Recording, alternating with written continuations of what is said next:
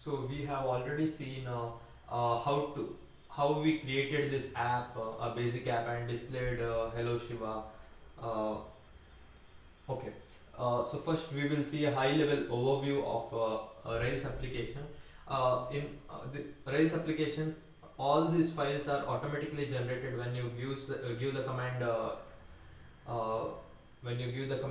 Rails new uh, app name, whatever app name can be. All these files are automatically generated, and this is the code editor where you can see all this stuff.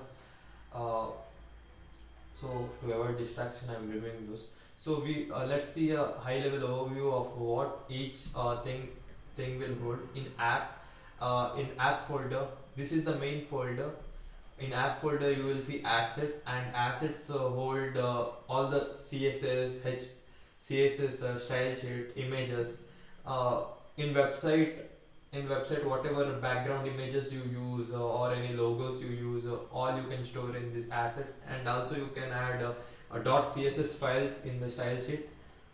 Here you can write all your css logic like styling and all those stuff.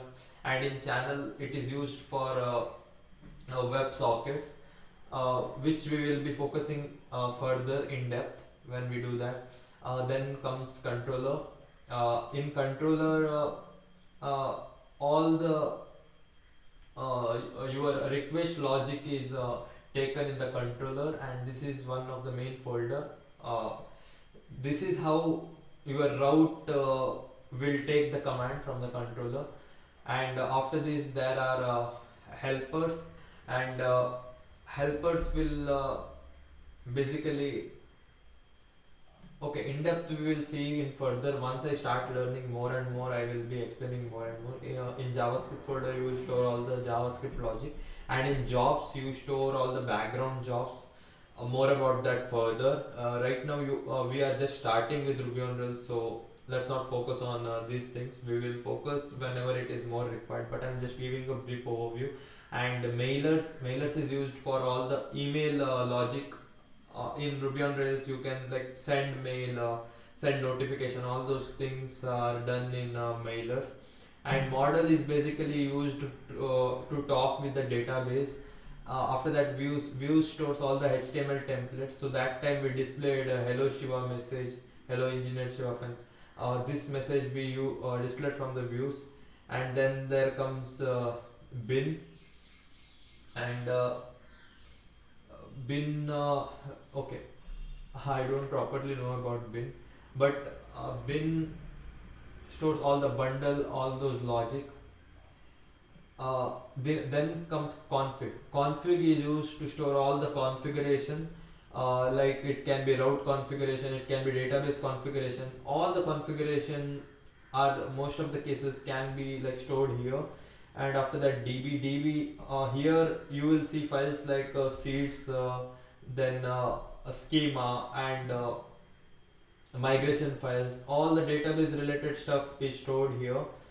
After that, lib is like it is an independent folder which is not dependent on this application. Lib is basically you might have, like, you might be doing many Rails project, and you might think this code will be useful for my future project. So those code can be stored here just for reference.